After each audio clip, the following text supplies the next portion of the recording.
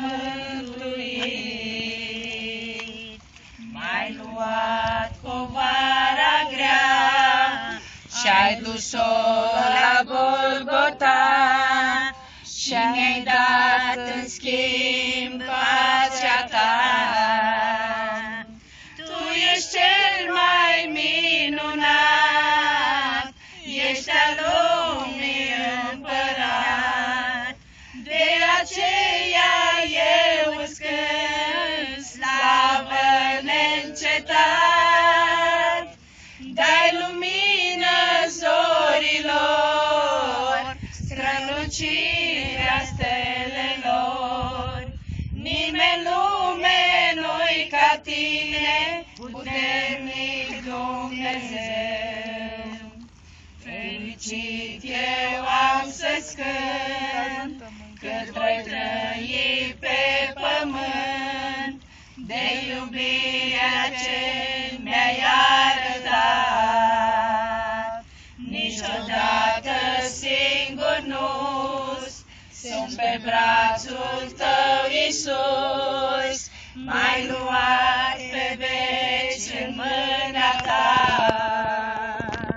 Tu ești cel mai minunat, ești al lumii împărat, de aceea eu îți cânt slavă neîncetat. Dai lumină zorilor, strălucirea stelelor.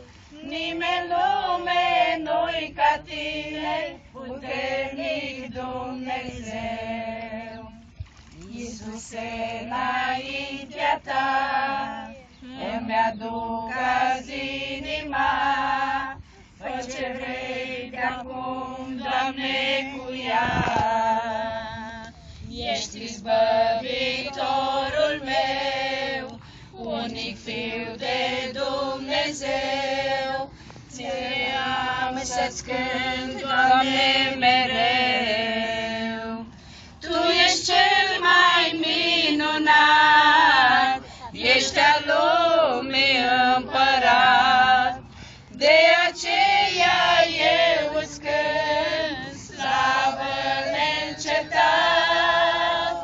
Dai lumină zorilor, strălucirea stelelor. Nimeni în lume nu-i ca tine, puternic Dumnezeu. Amin.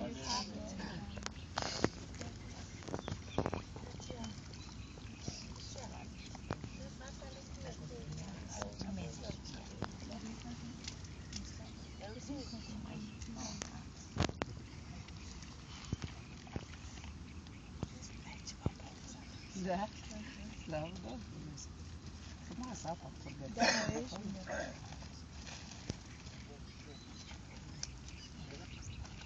Hai, Grace.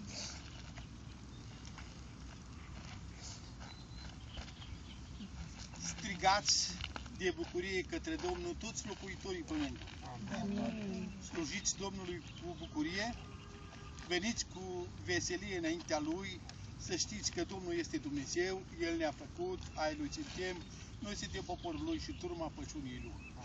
Aș dori ca Dumnezeu să deschidă zegazul cerului și să asculte rugăciunea noastră care o înălțăm spre El. Vrem să facem legământul acesta cu El de față, slăvit să fie. Vrem să facem legământul acesta cu Dumnezeu, cu El, cu aprobarea Lui, slăvit să fie Dumnezeu. Și pentru aceasta îl chemăm, pentru aceasta îl invităm, pentru aceasta ne predăm Lui și Domnul să lucreze. Amin. Te slăvim din inimă, Părintele nostru.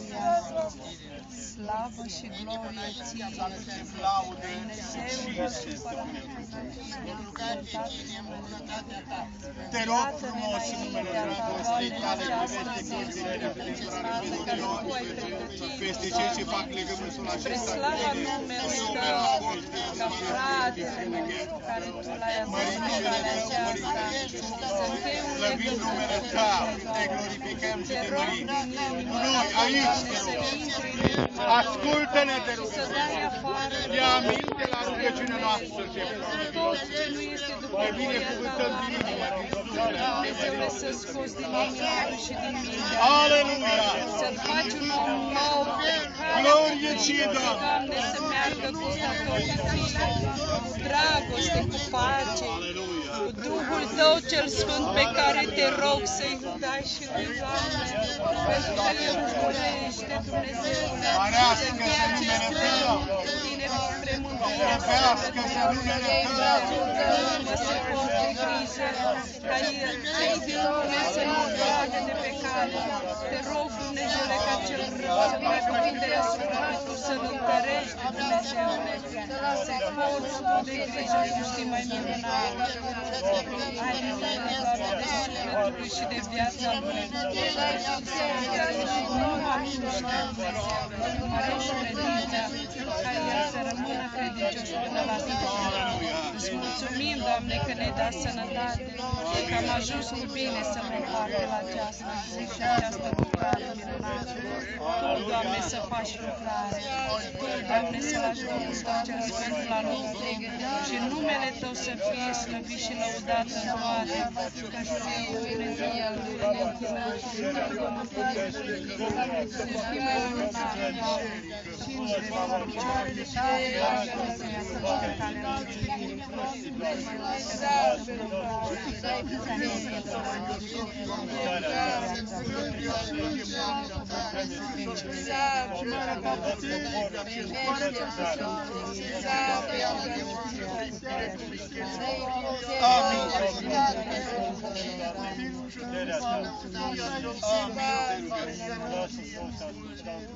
calea Oh, semena